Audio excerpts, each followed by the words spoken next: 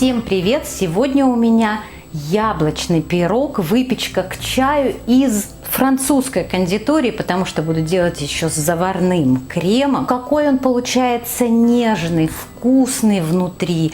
На мой вкус это даже вкуснее, чем шарлотка. Попробуйте. Я думаю, вам понравится.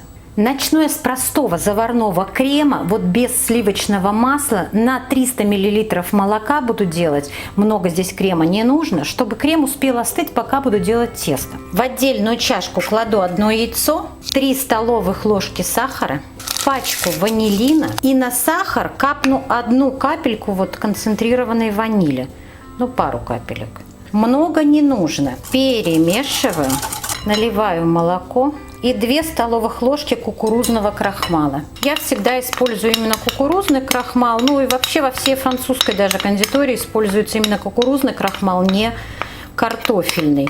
Почему, не знаю, но мне он тоже как-то больше нравится, я не чувствую его вкус. И перемешиваю, чтобы не было комочков от крахмала.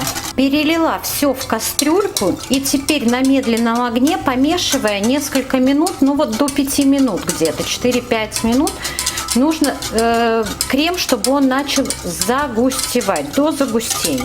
И вот как только стал превращаться вот крем, вот уже все, он загустел, все выключаю.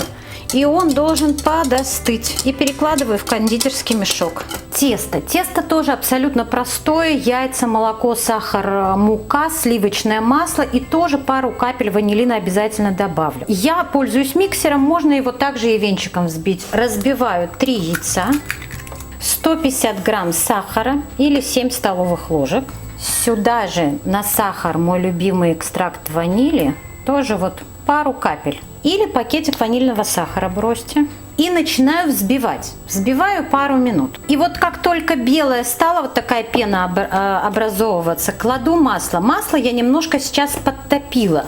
Подтопила, потому что оно у меня было из холодильника. Если у вас масло давно лежало на столе, то тогда можно его просто положить размягченным. И уже подкладываю пару ложек муки, чтобы просто-напросто не летело тесто.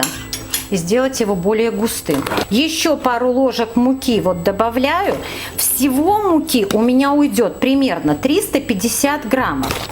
Но буду, главное, смотреть по консистенции теста. И добавляю еще молоко. Молока 150 миллилитров. Пачку разрыхлителя тоже сюда же. И вот тесто должно быть вот такой вот консистенции. То есть оно вот так вот легко, но не прям вот сбегает как вода, а такая очень густющая сметана вот с ложки стекает. Вот такой консистенции должно быть тесто. И остались яблоки. Я беру 2 яблока, очищаю от шкурки, нарезаю небольшими кубиками, ну вот такими вот кубиками. Кладу яблоки к тесту, перемешиваю хорошо и все собираю в форму. Можно положить пекарскую бумагу, можно без нее. Главное смазать все хорошо сливочным маслом. Тесто выкладываю в форму. Форма у меня, кстати, 24, можно 26 даже взять. Распределяю вот так ровненько по поверхности, чтобы вот что-то у меня здесь яблоки все в одну кучу зашли. И теперь с помощью кондитерского мешка делаю из крема вот такую вот спиральку. Но можно ее сделать потоньше, потолще. Ну вот мне нравится, когда потолще.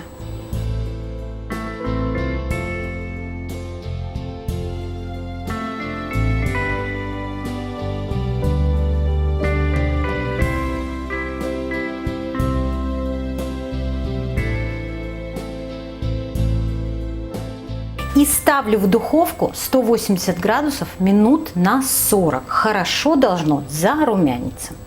После духовки даю остыть пирогу. И по желанию можно вот посыпать сахарной пудрой. И вот такой нарядный, красивый, вкусный пирожок получается к чаю. Его вот даже когда режешь, настолько нежный, прям вот чувствуется. Не передерживайте его в духовке. потому что он должен быть очень-очень нежным. Необыкновенно нежный пирог получился. Крем добавляет вот эту вот нежность. И добавляйте, конечно же, ваниль. Ваниль всегда вкусно с яблоками сочетается. Тесто замечательное, пористое, нежное, не сухое, не передерживайте его в духовке. Пожалуйста, делитесь этим рецептом с друзьями, подписывайтесь на мой канал, не забудьте поставить колокольчик, чтобы не пропустить новые видео. За лайки вам, конечно, всегда спасибо.